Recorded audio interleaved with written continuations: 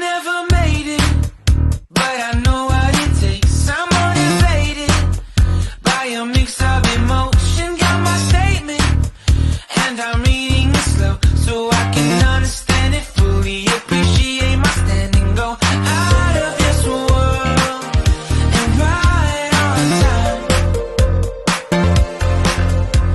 Oh, never in my life have I seen the sky light up like this. I'm far away from Earth and I wanna know if you exist. Mission control, do you read me? Send me my coordinates lately. Mission control, am I drifting? Tie me to someone who will love me, yeah. Wait, I think I'll last a bit longer. Fine. Welcome everyone. Welcome everyone. Welcome everyone to another Ref Brandon and the Todd Family YouTube video. Wherever you are, whatever you may be doing, thank you so much for making Ref Brandon and the Todd Family part of your day. We always greatly appreciate it. Well, if you look on your calendar, whether that's on your wall, on your watch, on your phone, on your desktop, wherever it is, if you look on your calendar, you'll see that 1 week from tomorrow, next Wednesday, it'll already be the month of May. So this year is absolutely flying by. But today here on the channel, I want to talk some wrestling. Now, I was going to do this video yesterday. I had everything wrote down and already had decided that this was going to be my Monday video. And then I said, well, you know what? I'm not going to erase it because it was too much to write down. But I always try to give everybody about 24 hours to watch it in case they don't get to see it live. So I'll make it tomorrow's video. So today I want to talk about AEW Dynasty, which was the latest AEW pay-per-view, which took place Sunday night at the Chaifetz Arena in St. Louis, Missouri. Now, 12 matches altogether, counting the pre-show, or as Tony Khan prefers to call it, 0 hour. And I have said this numerous times, and I'll continue to say it. AEW's pay-per-views are always great. Now, they're not all A+, but I couldn't tell you the last time they had a C pay-per-view. They're always so good, but yet their weekly television shows suck. And I cannot figure out how the same guy books everything, but he does so good on pay-per-views, but he sucks on television. The only bad part about their pay-per-views is they're too long. And I've also said this before, but you can't start a pay-per-view at 7 o'clock or sometimes 6:30 with the 0 hour pre-show and it go till midnight or after. That's 5.5 hours, and that's too long. This day and time, people are trying to shorten football games. They're trying to shorten baseball games. They're trying to shorten NASCAR races. And they're saying there's too much dead time in all of those sports. And WrestleMania has gone to 2 nights so that it won't be too long. But yet Tony Khan still goes out there and wants to have a 5.5 hour show. The shows are good. They're just too long. Now, you definitely get your money's worth out of it. I mean, if you pay the money to watch it, you're getting your money's worth. But if you've got to go to bed early, then you're screwed, because once you buy it, you want to see it live. But you can't stay up till 11:45, midnight, 12:30 if you've got to be up at 5 or 5:30 the next morning, especially if you have company over.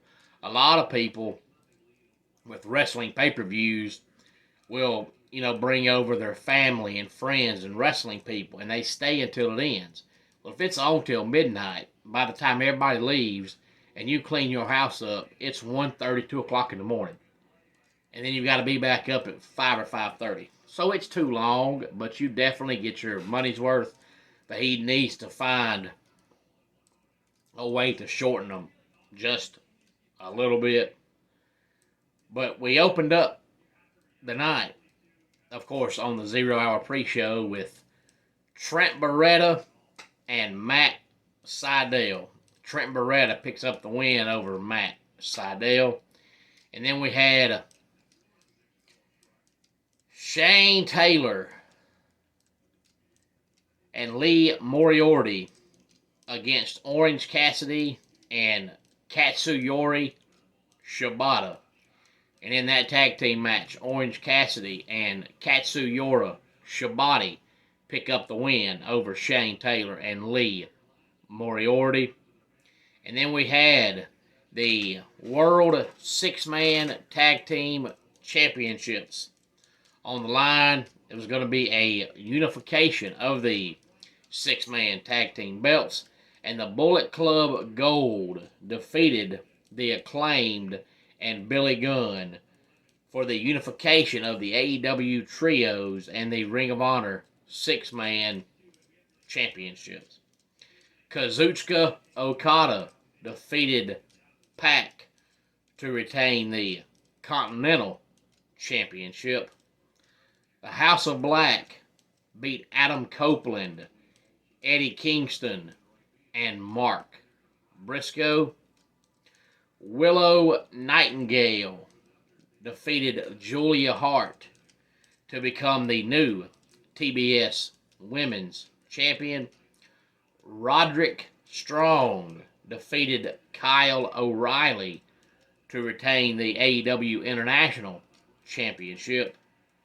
Chris Jericho beat Hook to become the new FTW champion. Tony Storm beat Thunder Rosa to retain the AEW Women's Championship. Will Ospreay defeated Bryan Danielson. The Young Bucks beat FTR to become the World Tag Team Champions.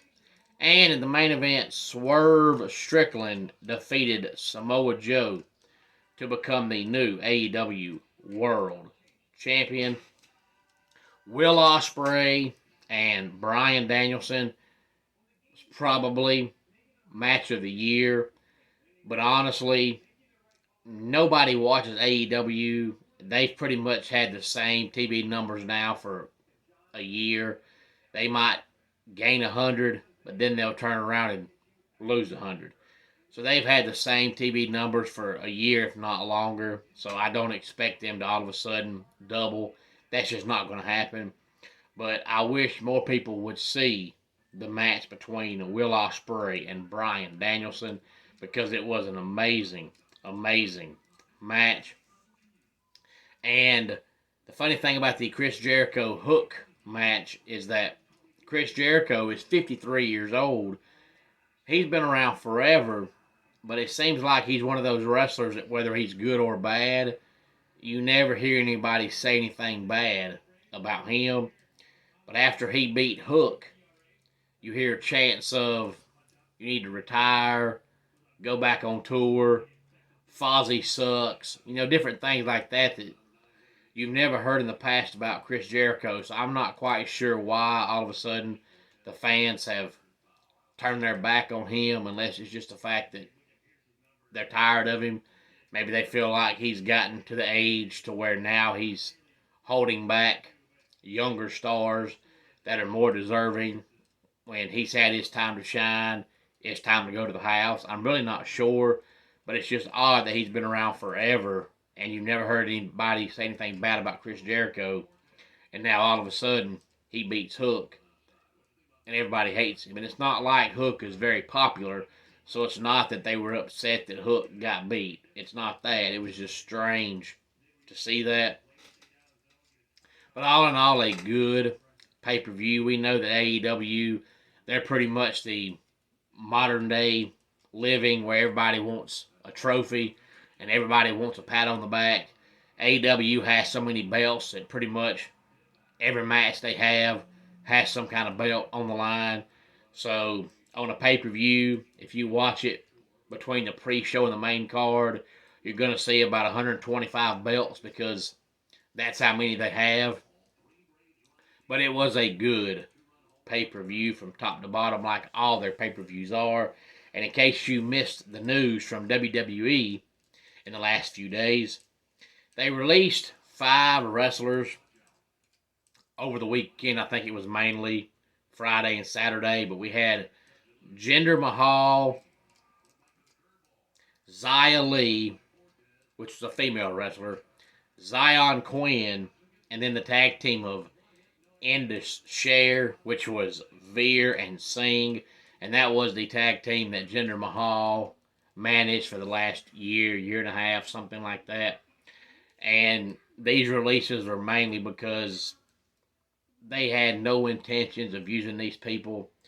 They've had no creative direction with them for a year, if not longer, and really had nothing for them going forward.